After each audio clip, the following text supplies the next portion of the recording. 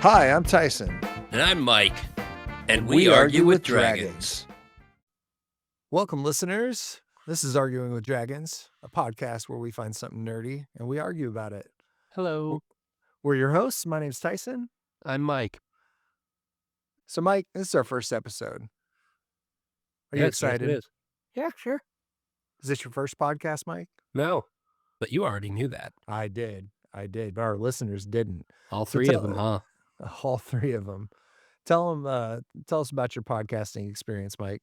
All right. I was on a rather short-lived podcast called The Fresh Squeeze, where we just talked about random shit. Started off as a topical thing, and we did our absolute damnedest to make it as apolitical as possible, considering we started this around about the end of the current president's first term. Oh, so as not to name names, but He who prior shall not to the be previous guy's first term. Fair enough. Yes. So we started off just talking about this, that, and the other thing. Occasionally, if we found a topic that would interest us, we would deep dive on it for about a week in preparation, and then we would hop on, chat about it for an hour, hour and a half, and then just kind of toss it up on YouTube. Now, we were neither myself nor the host, co-host, were at all familiar with podcasting. We did not know what we were getting into, and frankly, I don't listen to podcasts all that much. So we both kind of were green, as it were, but at the same time, we brought to every conversation passion, because a lot of the stuff we talked about were things that we liked. So there's that. That word, passion, I love it. It So can mean a lot of things, you know? yes, it can. And And listeners, it's also a type of fruit.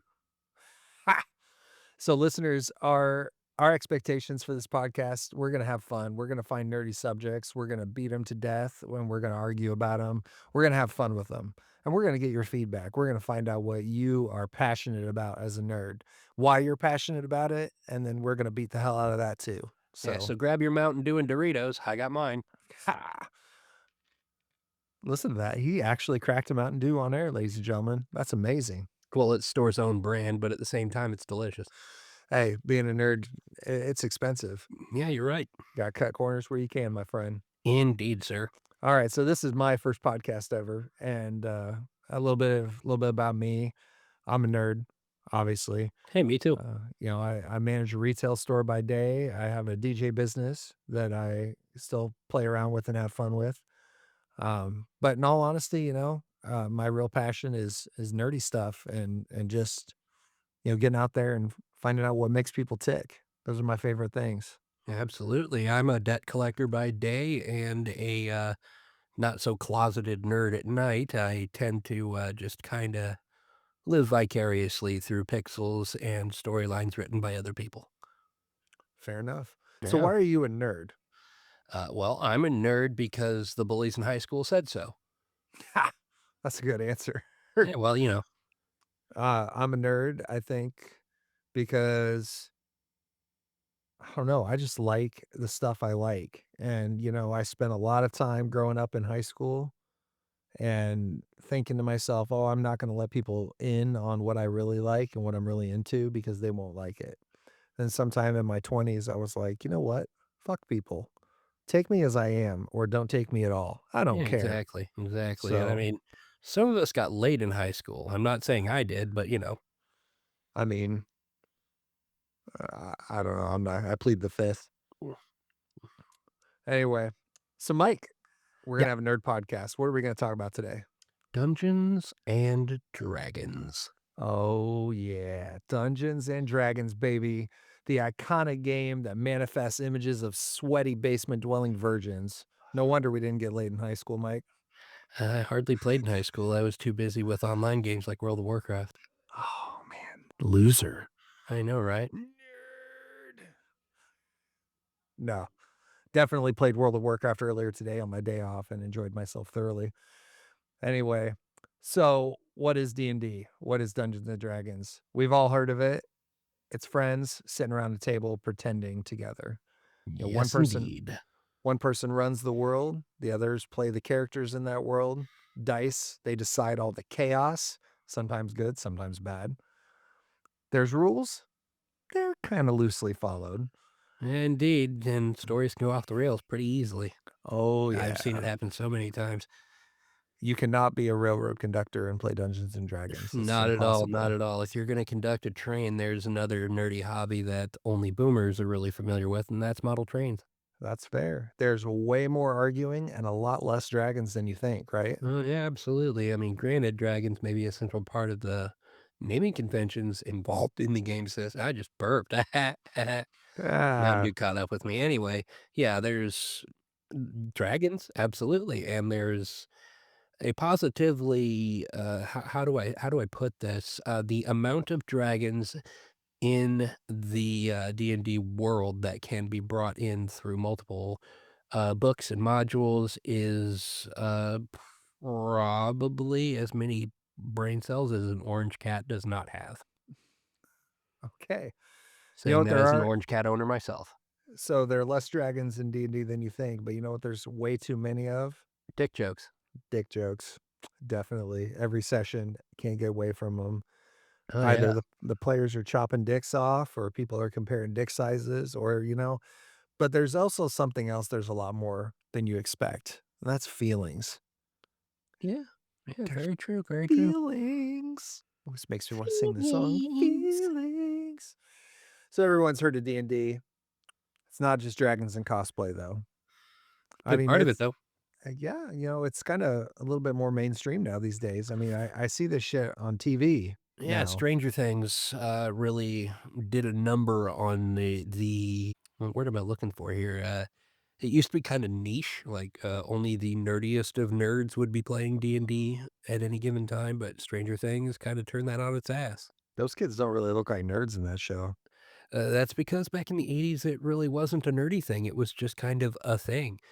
But, one thing that kinda stuck in my craw about that show was that, these kids living in what appeared to be a pretty predominantly white neighborhood, very, middle class, upper middle class, I should say, and, this takes place smack in the middle of the Satanic Panic when people were decrying D&D because of satanic imagery, thinking that people would use it to summon monsters and demons into the real world because, fantasy often tends to imitate real life, evidently. Jesus, if I could sit down and open my player's handbook and summon a demon to the real world, you bet your ass I'd already done it. Yeah, you'd go for the succubus, wouldn't you? Succubus. Oh, Michael, Michael, Michael. Oh, me. Mm. Uh, well, just to kinda harp on the, subject a little bit, I watched Stranger Things a little bit. I watched the 1st season, the Mhm. very 1st season, and, well, I gotta be honest with you. It was interesting. It wasn't, I was led to believe it was going to be extraordinarily scary, but it was way more of a kinda white knuckle thriller feel than an actual horror thing. But it was a lot of it was very D&D based. Like, the monster in the 1st season is called the Demogorgon, which the kids named it that based on a monster they encounter in their D&D game, Mhm. which, in Stranger Things, it's a lanky, pale-skinned creature with a head that opens up like a flower and is lined with razor-sharp teeth. What is So, the Demigorgon in actual Dungeons& and Dragons? the Demogorgon in actual D&D is a demon lord that is a gigantic, two-headed baboon creature with vines instead of hands. Hmm, Yeah. interesting. Yeah. Um, I'm not up on the lore of it exactly. I've skimmed it before, but I just know that the two heads think independently of each other. It is fully sentient, even though it rages like an absolute monstrosity. But at the same time, you know, still a demon lord. Yeah. So we could say here, listeners, and we could talk about, subclasses and combinations of subclasses and stats and feats and talents, depending on what version of D&D you actually pay attention to and all that. But, I've got a lot of YouTube videos out there and a lot of podcasts I've heard out there that talk about that stuff, and it's boring. Yeah. Yeah. It's the game's full of rules, and half the people don't follow them anyway. It's that little thing called homebrew, And I'd rather just break the game down on a deeper level. Just talk a little bit about more like why? Why do we play D&D? What is it about this game that makes me want to spend $30 per book, sometimes twice, on buy every new edition and invite a bunch of sweaty nerds over to my house on Sundays to play? Like what is it about this game that makes me want to host an actual party with these people? And, my answer is creativity. I like to tell a story. What about you, Mike? I do like to tell stories too. It's a lot of fun being you know, creating a world, creating a story, telling people how the story's gonna play out depending on what they do and don't do. It's akin to feeling like a god out of your own little world. In high school, me and a buddy, we sat down to design our first homebrew D&D world, and that's what he said. He said, Pick a name. Pick a name that you think is very godlike." And I was like, I have no idea." So we made up these stupid bullshit names, and David. David. Actually, that was his first name, believe it or not, Meh, meh. and, like, in real life. But we both picked these bogus god names, and we co-created a D&D world, and, that consisted of a couple of big ass sheets of paper and me drawing out a continent map because I was a better artist than he was, putting little mountains and little trees on there and picking out some names of cities. And then we just took turns telling stories in this world.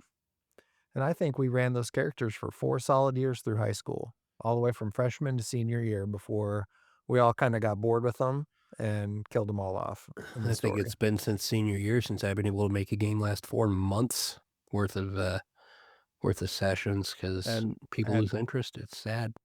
it's very true because you know what the absolute big bad evil in Dungeons& and Dragons is? I wanna say Vecna. No, it's scheduling conflicts. Oh, that makes sense. I mean, more D&D games in because people just can't seem to find the time these days to get together, Yeah, yeah. and that, that sucks, It but I get does. it, I've got kids, you've got kid, all of my friends have kids, and now that we're old, it's hard to find a day where all of us have got a clean schedule for 4 hours where we can sit in a basement and play D&D. Yeah, yeah. It But, is, a little sad, but, then again, you got me, who was never taught how credit scores work, so I am eternally a renter and never an owner, so I don't even have a basement. no, that's fair. Yeah. Modern technology has changed so much about the game. So Roll20 and Dungeons& and Dragons, they just go together like peas and carrots. So this website went out there and they created this whole tool for you to just sit there and run your games online with people from anywhere in the world. Yeah. And that opens up a whole realm of possibilities. That it Uh, does. and so what do you think that's done to the game though? Well, the accessibility, I think, is a big thing in it.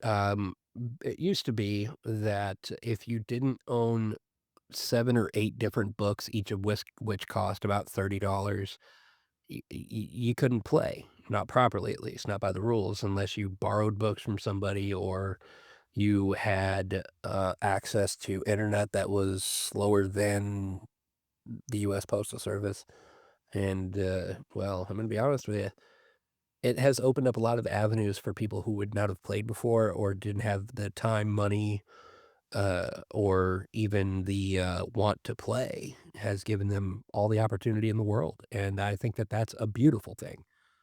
It is. Yeah. Are you familiar with the looking for groups subreddit? I am not. I very scarcely use Reddit because, again, some of us get laid. Fair. Well, I'm a big Redditor. I love Reddit. In fact, I think we'll start a subreddit for our podcast if any of you 3 listeners out there actually, listen. Yeah. Um, but so the looking for group subreddit is out there and it's just nothing but a big group of people who are looking for a game. They're looking for a group to play with. Really? Yeah. I'm gonna have to look And into that. it's post after post after post of people, what game they're playing, because there's more than just Dungeons and Dragons out there. I mean, listeners, if you can imagine it, there's a role playing game out there for it. Whether Absolutely. you wanna be a superhero, you wanna go into the Lord of the Rings universe, you wanna play, you wanna play Skyrim on a board, somebody out there's made it. You wanna get into Star Wars and you wanna go pew pew all day long, that's one of my absolute favorite tabletop games is Star Wars. So much fun, so many possibilities out there. But in the looking for group Reddit, you know, it's kinda wild because these groups are very inclusive. And I am 100% here for it. Don't get me wrong, listeners, and don't take this the wrong way. But it does make a grown man chuckle a little bit when they see, this group is LGBT friendly, which is great. And then, it's furry friendly, which is kind of questionable. And Exceedingly so. First time I play a D&D game and somebody says "mer yith," I'm gonna, you know, find out where they live and poop in their driveway. I really don't know what that means, and I feel embarrassed. Well, just to clue you in a little bit, "mer" is the stereotypical sound that a furry makes when they are being pleasured, and Oof. "yith" is, well, yithing means fucking. Okay, so let me just be real clear, listeners. This podcast is definitely rated R and is for a mature audience only. So please, kids, don't try this at home and get your parents' permission before listening. Um, Also, if you're young enough that you've never heard the word "fuck" before, why are you on the internet? Go back to yeah, preschool, get off the internet. You really don't need to be here. Um, please, so while you so still can. like I said, I'm not against that if you like to dress up like a furry animal and have sex with your partner. You do you. It's I'm not consensual. terribly against it It, myself, but at the it's same time, in a D&D setting, I'm terribly concerned because I know your girlfriend very well. well, Oh, just as long as the next time I see her, she's not wearing a tail, I think we'll be okay. But anyway, well, so it's kinda like rolling the dice, picking one of these groups on the looking for group subreddit. You don't know what you're gonna get because it's like going into an AOL chat room in the '90s. I took a chance though. I've been playing a consistent Sunday in-person D&D game for 2.5 years, with the same group of friends, and then we rotate in guests every once in a while to come join in. I think the most players we had sitting around the table once was 9, and which it's let's be clear on that, listeners, if you're not familiar with D&D, 9 players is way more than average. total fucking chaos. Absolute I chaos. mean, First timer, don't go to a big game like that. Go to something that's a little quieter, a little more intimate, a lot less people. ideally, you want 3 people, maybe 4 as your players, and then anything more than 4, it just gets difficult to manage. So if you're a beginner and you're getting into being a dungeon master, for God's sakes, just don't invite everybody. That Uh, was my mistake. I would argue the same goes for being a beginner player in a group. Very true. Yeah, Very because true. if you're wanting to learn the ropes, you're not going to want to have to wait an hour and a half to just get your turn to do something. No, you're absolutely right. Yeah, so definitely the baby steps you should take for a D&D game is small game, small group, big adventure. For sure. So I told that story to tell this story. Yeah. Um, I took the chance and I picked a group on there that was a guy saying he's never been a DM before and he was looking for a group to play in his campaign. He was playing in oh the I'm trying to remember the name of the campaign setting. It's the Matt Curse of Strahd, Mercer. Sword Close. No, it's the Matt Mercer campaign setting. Uh, Alexandria. Exandria. Exandria. Yes, that's it. Exandria. And that Alexandria is the city in Greece, ladies and gentlemen, you're tuned into History Podcast with Michael and Tyson. not the boxer. Yeah, we will do things to your ears that you will regret. So I picked up this game and he was a young guy. He was 22. Um, and he was from, get this, if you're an Office fan, he was from Scranton, Pennsylvania. Oh, I was like, "Oh my Yeah. god, a man after my heart. I need to go visit you. I want a tour." And he would have given me one if I had gone. So, anyway, so we had him and a nice married couple from St. Louis and a gentleman from Texas and me here living in the poop chute of Iowa. And we played some good old fashioned D&D, and he was new, but man, this kid handled himself so well. And he was thrilled because everybody was there was at least one semi-experienced player. The married couple were pretty new to the game. And then me, who's been playing since I was 14 and pretty much being a dungeon master the whole time. He was grateful that I was there, but I think he was a little nervous too because he thought that I was going to try to backseat drive the game. And I told him right off the bat, bro, I'm not going to do that. I just want to sit back and have a good time. I'm tired of running games all the time and I just want to play. So I broke out my favorite character that I came up with a few years ago that I never got to really play and had just a damnedest good time. And I'm still good, even though that game did end tragically because, well, our dungeon master got a life and a girlfriend, and I don't think he really had time to manage work life and girlfriend and run a game every week. Again, scheduling conflicts. A So that very game, sad cue the violin. it yeah, it was very Yeah, sad. yeah. But unfortunately, Always the hurts. the married couple and the gentleman from Texas were more than happy to come over to a new game that I started for them because I did not want you never, ever, ever one rule, listeners, if you find good players who are into your story or into you as a person and show up at least 90% of the time, don't let those players go. Take care of Never. them, love them, squeeze them. Don't ever let them go. It's such a rare thing to find. Yes, it is. So I think modern technology has really helped D&D open up to all these people, but at the same time, I'm a tired dungeon master, Mike. I am tired. Why do you think I'm so tired? Because you're the forever DM, it seems. I am, but that's not the reason. What's the reason? Well, answer me this. You're sitting in Okay. front of your computer Yes. and somebody like me is talking to you. Yes. Both of those things are absolutely true. You have your keyboard and your mouse and the entire internet in front of you at your disposal. Wow, it's like you're reading my mind. And you have a minute case of ADHD. I wouldn't call it minute, but yes, I do. Holy shit, how do you know so much about me? Well, it's not that I've been your friend for almost 20 years. Yeah. It's that that's the situation that 90% of D&D players are online. So, Yeah, yeah. if you're going to play online, you're going to need maps. You're going to need tokens. You're going to need music. You're going to need everything you can, listeners, to keep these people engaged. Now, you don't need those things. There's plenty of players out there that take the game seriously enough where they can just theater of the mind it all day long and they don't need all that visible visual representation.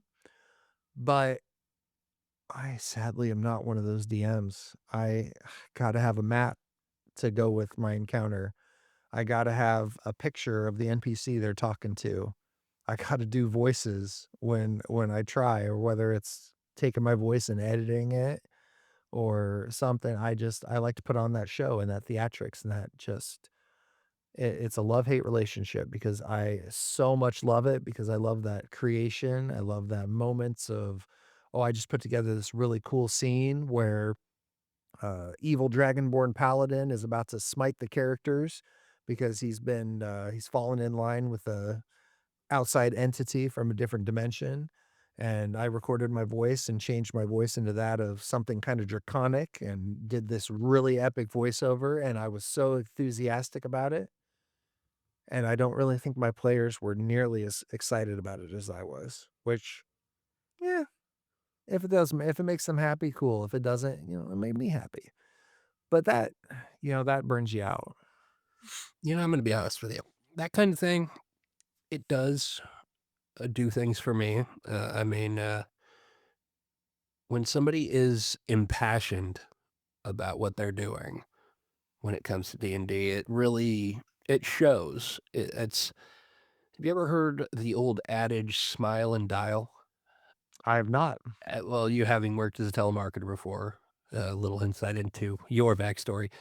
Um, the adage "Smile and dial" was introduced to me when I was working as a telemarketer, separate job, separate location, separate telemarketing company.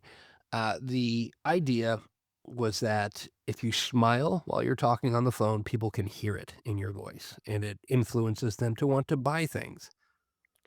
I am So, absolutely smiling right now, Mike, while I'm talking to you, and are now you? I am not. I am definitely frowning, and Yeah, I can absolutely. You definitely can hear the definitely difference tell in the my voice. difference. But at the same time, they took a positively beautiful idea and capitalismed it. Totally goblined it, didn't they? Yeah. Well, I don't know about goblining. Goblining just sounds, Time is money, friend. well, I mean, yes, time is money, friend, but at the same time, the way you worded it there made it sound like something that should be included in a podcast that's above an R rating. So let's not say goblining anymore. Fair enough. Okay. But Uh, anyway, you see what I'm saying here. I do. That's the idea that I have with a person who is just so impassioned about what they're doing with the D&D game, whether it be the DM or the player. When I encounter a player that is really into the role-playing aspect of it, really gets into their characters, puts on a voice, truly makes themselves feel like they are that character, that's when you know you're having a good time. Absolutely, and those are the people I wanna play D&D with.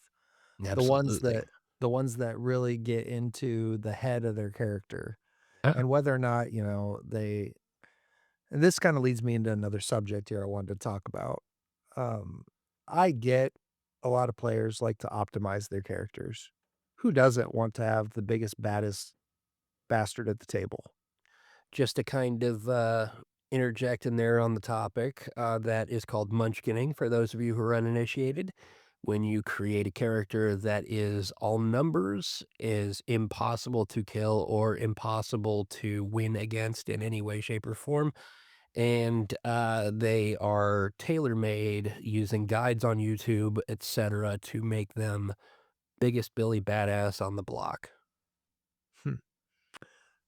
I had heard that term munchkining on a board game once, and I never Which quite also got sounds it. pretty dirty, by the way. It does, doesn't it? Yeah, Like, yeah, sounds a little gross. I feel like if I went to the back of the video store in that little room, there'd be a DVD called Munchkining.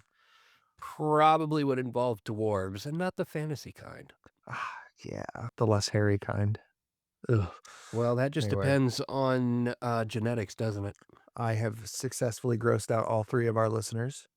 Enough. Um, so some players, they optimize their characters. They munchkin them. They turn them into these powerhouses of high statistics and the best combos of class, subclass, and feat that they can come up with so that their characters are virtually unstoppable. And I get that. I have a friend who told me when I asked him, I said, "What is it that you enjoy the most about D&D?" And he honestly said that what he enjoys the most is the aspect of being larger than life. And then he told me that I should make my encounters less challenging because he says, "It's okay. I should be able to just mow over stuff more often. I wanna feel powerful." And I know that's because he doesn't feel powerful in his real life. And that's okay. But I think the over optimization of characters in the mainstream of Dungeons and Dragons is twofold. I I think it's agree. I think it's partially the MMO effect where you play the MMO games and you gotta optimize the shit out of your character so that you are competitive with all the other people that you're playing with. Yeah, So people take that mindset into D&D. But also I think it's kind of a defense mechanism.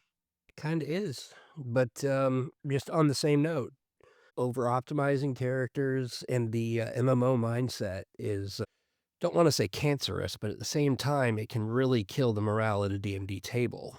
Take, for instance, World of Warcraft. If you've been playing since the beginning, you'll know exactly what I mean. When you get to the top level, you face the final boss of that expansion. You get all the best gear, all the best loot. It's very hard fought and very, you feel like you earned it. You definitely earned it because you put in the hours, you put in the work, and you got something out of it.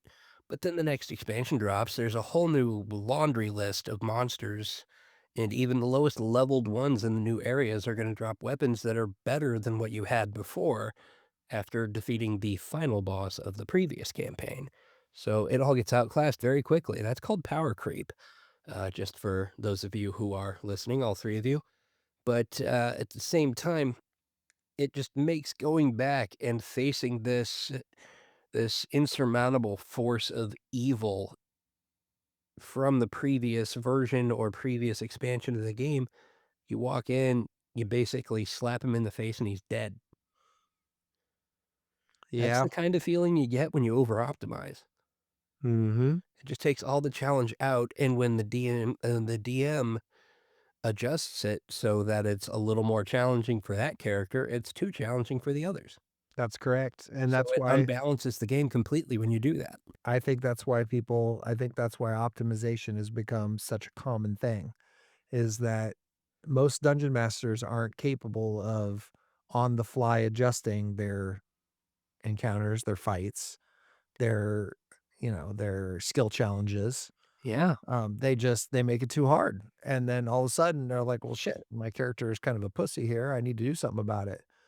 And their next character then becomes this powerhouse that they watched 3 YouTube videos that basically told them how to break the rules of the game in order to partially legitly have this super powerful character, and then they go with that. And, if they wanna role play that, that'd be cool. I would love to see somebody role play Yeah. their Superman, but most of the time, those characters don't role play, they live for rolling the dice, and that's all they're there for is they're gonna be, "Hey, I'm a skill monkey. Yeah, I can pick that lock. I can do this. I can do this, this." But then they encounter a shopkeep that wants to actually talk to them, Just to and be they don't honest with know you what there, Tyson, skill monkey sounds like a slur. it does not. Have you never heard the term skill monkey? I have not. It's when a character is super high in all the skills, sneaking, their sleight of hand, they're really good with, history, or they're really, really good with herbalism or something like that. And there lots of situations come up where those skills come in handy in the real world. Well, Skill Monkey might not be very good at, swinging a sword, but I'll be damned if he could pick any lock, hide from any bad guy, and probably know exactly what language the ancient skeleton is speaking to you. So, there's Yeah. your history lesson. Definitely Well, not a slur. it just kind of sounded like it almost. Um, so what do you prefer, Mike? Do you prefer, box sets that explain your world to you in somewhat detail, like the Sword Coast or the Curse of Strahd? Or do you like walking into the world that is completely made by your dungeon master? Well, from a player's perspective, it's kind of the same thing. Well, that's true. I mean, if you're walking into a game that somebody created or a game that somebody else created, it's kind of the same idea. You don't really have a lot of bearing on the world that was put before you, but at the same time, you can shape it. Well, see, I disagree to an extent, and that's because I've never picked Well, up a book and read anything about the Sword Coast. So if I walked into a game where it took place on the Sword Coast, then you're right, I would not have any clue. But if I went out to D&D Beyond and bought the Sword Coast source guide and I read it cover to cover, I'm gonna walk into that game and I'm gonna know every detail about everything, and and that I'm not g can be its own problem in that if you're joining a Sword Coast game and you know all about the Sword Coast, all the cities and the states, the politicals, this, that, and the other thing about Baldur's it, then Gate. yeah, you're just going to be able to walk in and metagame the whole time. Metagaming. So for you uninitiated listeners out there, metagaming is taking real world knowledge about the game, the information you've gleaned from the game, and making your character, whom would have absolutely no idea about that subject, suddenly just know because you know. And yes, I understand. Yes. Yes, indeed. Listeners, you're playing the character. So you're like, well, if I would know that, don't you think my character would know that? Most people in medieval fantasy worlds barely know how to read. Yeah. Well, to be Maybe honest that's with you, Maybe that's a hot take, I don't know. I wouldn't call it a hot take, Tyson. I would Uh, not call it a hot take because having read and studied actual medieval times, my own time, I know quite a bit about civilian life. And speaking of which, the old adage, people didn't live past 35 in those time periods, absolutely false. No, I think the average life expectancy was Was probably closer to 60. 70-ish, I believe, was what I had read was the average, uh, person's lifespan. Whereas life expectancy versus lifespan, 2 very different things. Life expectancy was about 35 because of infant death rates, sad Mhm. face, but at the same time, people that did make it past infancy had a pretty damn good chance of making it. Wow. Not to get too political, but I feel like society's coming full circle if 70 was the average lifespan. Yeah, yeah, certain people wish didn't live past 70, but, That's fair. That's fair. not gonna name names, but, Oh, yeah, they know who they are. yes, they do. Best Dave. dungeons. Dave. Who the fuck is Dave? I don't know. I know a guy named Dave, and he's old, but, he's very useful, and I like him. He's funny. Um, so what's your best D&D story? Tell me M about your my favorite time best at the one. table. Well, got a few, got a few. Namely, I was playing a paladin. We were in an encounter with to be honest with you, I don't even remember who we were fighting against. I think it might have been a band of pirates, but my party was just being decimated, death after death, and all this. And I was the only one left, and I was very low on hit points. And we were facing. It was either a boss or a band of pirates. I cannot remember for the life of me because I was like 14 when it happened. But I went in. And I said, "You know what? By my honor, I'm going to take you down or die trying." That kind of thing that 14-year-old nerd would spout and think it sounded profound. But, you know, anyway, went up against it was either the boss or the only remaining person in this band of whatevers. And, well, suddenly I couldn't miss. And suddenly he couldn't hit. The dice were open view on the table from both myself and the DM. Nothing was landing from him and everything was landing from me, and every player around the table was just gripping the edge of the table and staring as we rolled our dice. I took him down by myself, and I saved the party from a total party kill, But you felt and then pretty pretty I good proud of yourself, resurrected didn't you? everybody one by one when I could, and they were all cheering by the end of that, and it felt wonderful. That is a beautiful story. Yes, yes, it is. It's no Princess Bride, but, I felt pretty proud of myself in that moment. You want a real hot take? Sure. I don't like that movie. You and I I are going to have a talk, and I'll be using my hands, this ladies and and I gentlemen, don't mean sign this language. was the first and final episode of Arguing with Dragons. Um, well, I tell you what, maybe we'll do an episode where we argue about why that movie is not nearly as good as anybody says it is. But, I can answer that with one word, what's that? whimsy. Whimsy. Okay, You just don't find the enjoyment in the whimsy, and that's okay. It's maybe. okay to be incorrect. It That's really is. alright, I didn't like the movie Anchorman either, and a lot of folks in my You generation know wanna what? crucify me for that. I'm gonna hot take myself here. I hate Will Ferrell. Yeah, I like Will Ferrell on Saturday Night Live, and I His like Will Saturday Night Ferrell. Live, I feel, was kind of a portent of what he was gonna become, and that is being loud and calling it funny. Yeah, I know, I have to sit and grit my teeth every time the kids wanna put Elf on. Duh. Ugh, It's not get me even Will started. Ferrell about that movie that I don't like, just something about it really bugs me. The fact that it's a grown man wearing an elf costume and Well, how no, he's in the again, it's women's it's not restroom even and the doesn't Will get Ferrell arrested. portion of it, it's just the movie itself is like, "Why is this even a thing?" It's just kinda how I feel about it in general. Don't get I'm me a wrong, You know what? it was decently well acted. I'm gonna write an NPC into our D&D story that I tell, and he's gonna be just like Will Ferrell. I will take a dump in your mailbox, sir. Alright. No postage necessary, ladies and gentlemen. Alright, I'll put a so stamp on it anyway just to make it legal.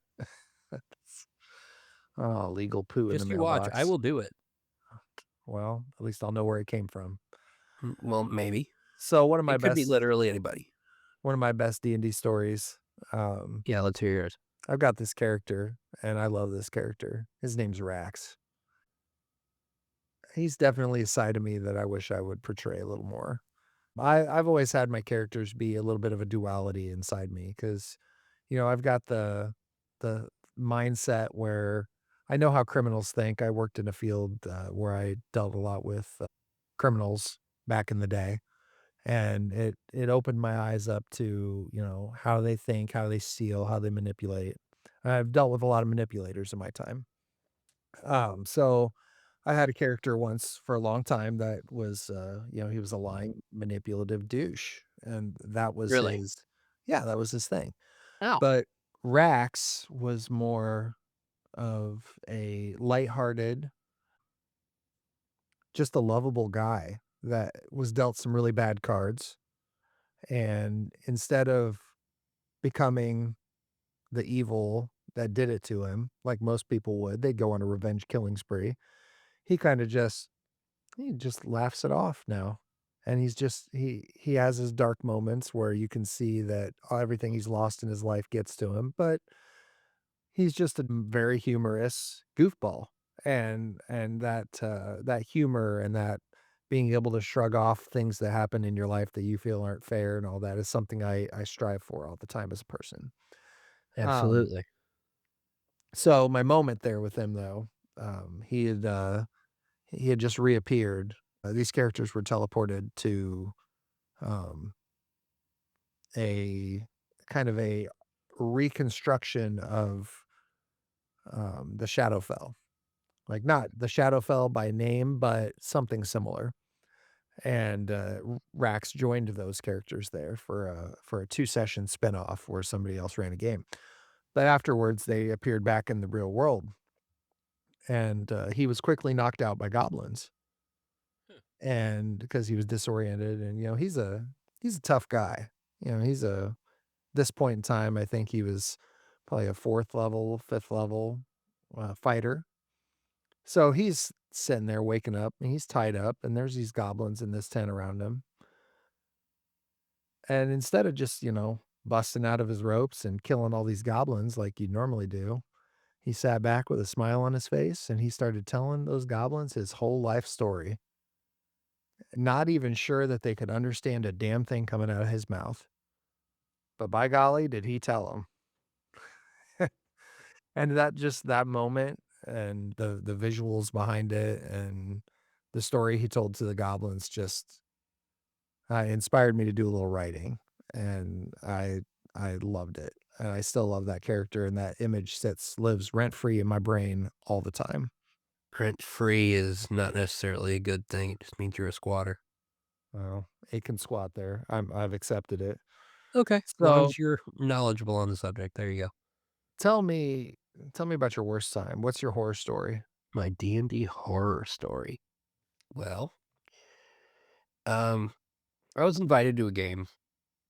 This again was when I was probably a teenager. I was well before I met you. I do know that much, but I got invited to a game.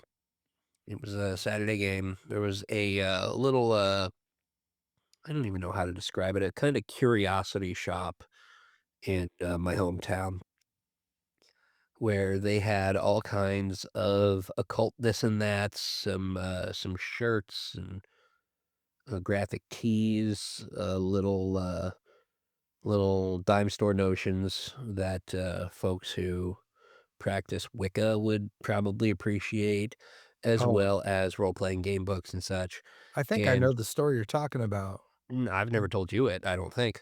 Yeah, but it's downtown, right? Well, oh, the store. I thought you said story. No, the store, yeah. Oh, yeah, yeah. Yeah, Okay, you probably alright. do, you probably do.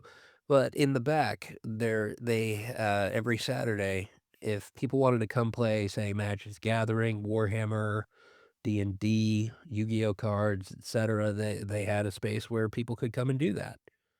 And, I was there, by golly, every damn Saturday I was there, unless I just couldn't tear myself away from RuneScape, so, Either way, I got invited to a game. And the guy who invited me said, "Hey, this DM is amazing. He weaves the best stories, does everything that you would hope a DM would do with his game. And the thought of that just kind of excited me. I could see myself getting into it, like, and since it was every single Saturday, and I'd met the guy before, just didn't know he was a DM or anything. But I went in, I joined the game, I rolled up a character. I believe it was an orc barbarian. I'm not totally sure. But game started, everything's gone off without a hitch. The character creation was pretty well streamlined because he sat and helped everybody make their characters and stuff, so that there wouldn't be any confusion and there wasn't any new players necessarily. But things started going, and then a couple of weeks later, we played every week, but a couple of weeks into it, the cracks started to show. This DM was eh, a little more keen on telling the story than letting the characters form the story, what you would call a railroad plot. And well, he eventually started getting really upset with players who didn't play into his narrative, where he Hmm. wanted the game to go.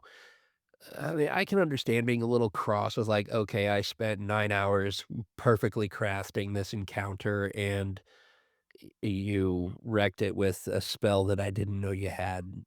Yada, yada. That kind of thing Well, is understandable. here's the thing about that. So I can tell you he was probably a failed novelist. He I wanted would to imagine so. he wanted to write a book, and he wanted somebody else to be developing the characters for him. Well, very true. But now, when those cracks started showing, I smelled danger, but I just kind of soldiered on because I figured, oh, well, he's just not having a good day or whatever.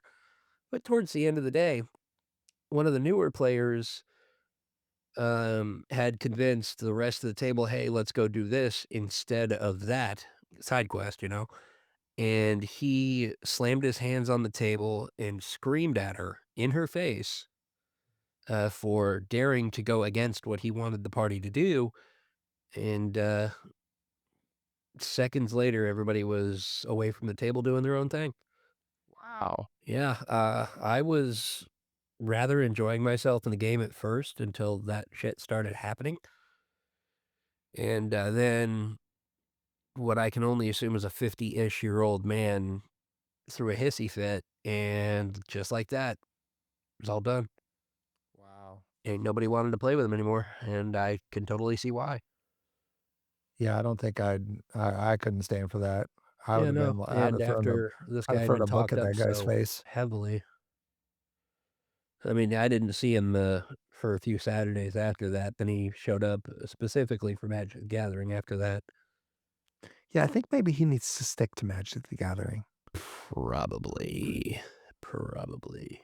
Those are a whole different pile of sweaty nerds right there, and that's Emphasis on okay. pile because, cards are in decks. I'm hilarious. Stacks of nerds. So, How many nerds do you think you can stack before they end up dying? I don't know, you have to tap 3 of them to find out.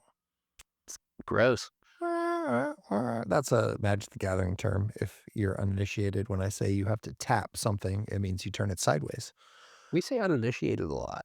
We do, because Yeah, that's one thing I want this podcast to do is I want it to bring people who are not nerds and let them kinda see the warped, twisted, fucked up way that we think, and maybe invite them to join us in thinking about these games like we do, you know, absolutely. whether or not they ever wanna sit down and play a game of Dungeons& and Dragons, I mean, maybe not, but, listeners, this is a good chance to, because I wanna hear your feedback on that. I wanna hear for you D&D players out there, write us in your best stories.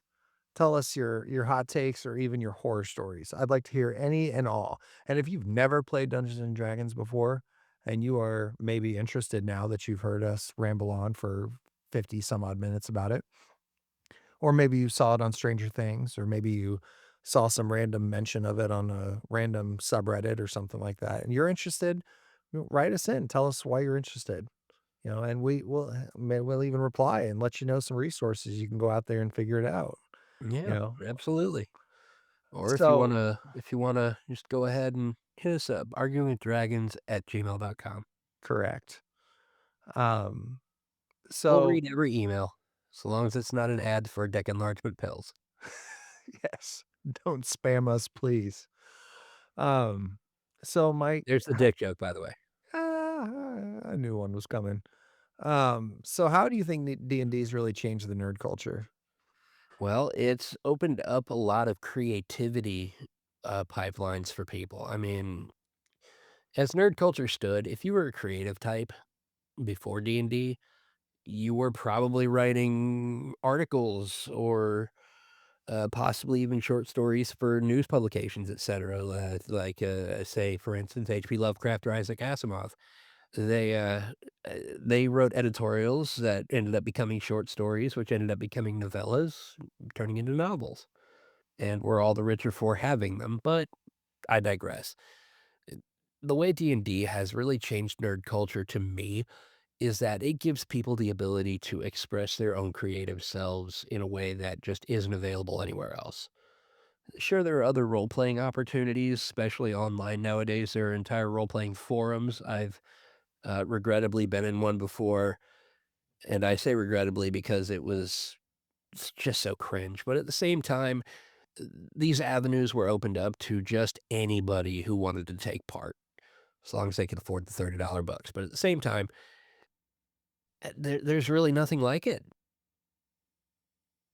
You say there's nothing like it, but Dungeons and Dragons has been duplicated and copied multiple times over. Well, they hate you because the ain't you kind of applies. Oh, that's fair. But so one thing about D&D is about 80% of the rules in those 3 books that you spend $30 a book on revolve around combat. Yeah. And only about 20% actually revolve around role playing and everything else that happens in the game. Now you spend maybe about Well, I would argue that you could do both. Like, just saying, I walk up and swing my sword versus I approach my enemy with sword held high and with all of the vigor that I have, I yes. aim to take his head clean off. You can dramatize your attacks and all that, and I highly encourage that, yes. Turning it into a Um, role-playing experience just makes it all the richer. that's very true. But most people don't do that. Most No, people no, they don't, say, and "I roll the dice." I'm guilty of that myself. So, there's a lot of other games that have been made that are less combat oriented and that don't rely so much on a roll a 20-sided dice, add your modifiers, and see if you hit or see if you miss. Some games out there actually approach combat really differently. So, uh, I am a huge Star Wars nerd, probably as in love with Star Wars as I am with Dungeons and Dragons. And I was a I would total argue, a lot more so with Star Wars for you, but, well, it comes and goes.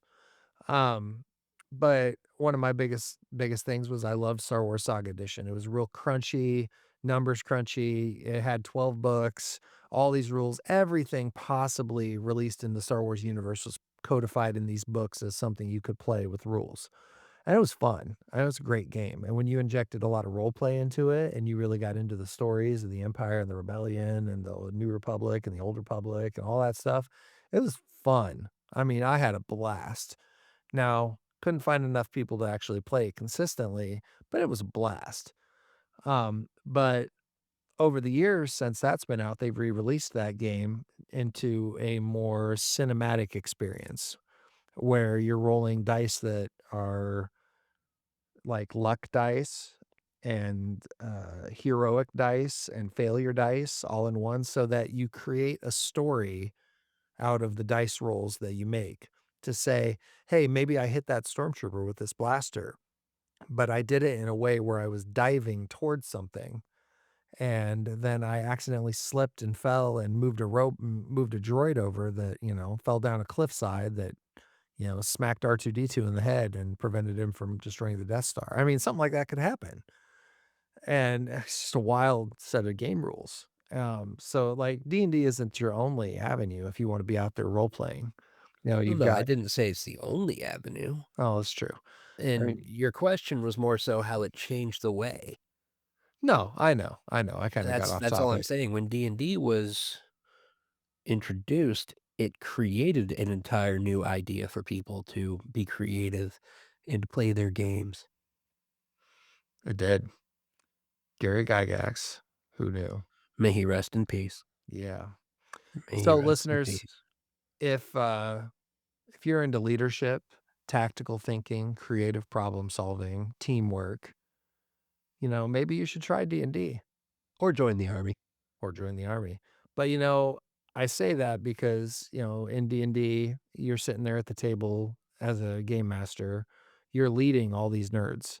You're telling the story and they're telling a story back, and it's a collaborative game. It's wonderful. Yes, it is. And, they're thinking about how they're gonna destroy this monster that's, greatly overpowering them. And you're thinking about, how am I gonna have this issue that the players are gonna solve? How am I gonna lead them into solving it without telling them how to solve it? And your players are working together to solve problems. I mean, you very well could use all of this on a resume in real life. Absolutely. And I challenge you listeners, the next job you apply for, put Dungeons& and Dragons on your resume. If you've got a nerd like me that's sitting there reading those resumes, you bet your ass I'm gonna call you. And if you absolutely don't wanna get an interview at most corporations and you wanna continue being a nerd in your basement, then yes, put D&D on your resume. Well, thank you, listeners. This has been an absolute ball of a time talking to you, Mike, about this silly topic of Dungeons& and Dragons. Well, I just kinda came to a realization, Tyson. What's that? In all this talk of storytelling, I realized the DM is the storyteller, but so are the players. Ooh, did your mind just blow? Not quite. But get this, What? the DM makes the story, but so do the players. They Oh my both god. tell and make the story. The call is coming from inside the house. Yes, it is. Yes, it is. Oh. Oh, thank you, listeners. All three of you out there, I greatly appreciate your time. If you've got feedback for me and Mike here, anything you want to talk about, any topics that you want, email them in arguingwithdragons@gmail.com. We'll definitely take them to heart. You can email in and be like, you guys suck. I don't care. As long as you send an email, I will be more than happy to know that you listened to the show to this point. Your feedback is $1 in our pockets with which to buy more Magic the Gathering cards and or pizza. Ew, I don't play Magic the Gathering anymore. Yeah, you do. No, I don't. I still Oh, have the same deck I had when I was 18, 17, 16 years old, and it still sits in my keepsake box collecting dust. There's well, if like you third don't use them, why don't you sell them? there's like 3rd edition cards in there. Hell no, I ain't gonna sell them. I had some guy ask me that. He was sitting in a Wingstop talking to his buddy about Magic the entire time me and my family were in there eating, and finally, they got up and left, and one of them left their coat sitting on the chair. So I got up and I went through the door and I hollered out, "Hey guys, you left your coat here." And he come back in and I made the mistake of being the guy who says, "Heard you talking about Magic the Gathering, weren't you?" That guy did not want to shut up about Magic the Gathering. And then when he found out I had a stash of old cards, I immediately got asked, "How much do I want for them?" And if you know me, Mike, I'm a sentimental guy. Yeah, I'm yeah, not you selling are. those cards. So next week, we're going to get on and do this again. What do you want to talk about next week, Mike? How about The Legend of Zelda? Yeah, that sounds like a good topic. Nintendo's favorite franchise to keep redoing over and over again, telling the same story over and over again in new and creative ways. Yeah, yeah, absolutely. All Hero right. saves the princess, never gets old.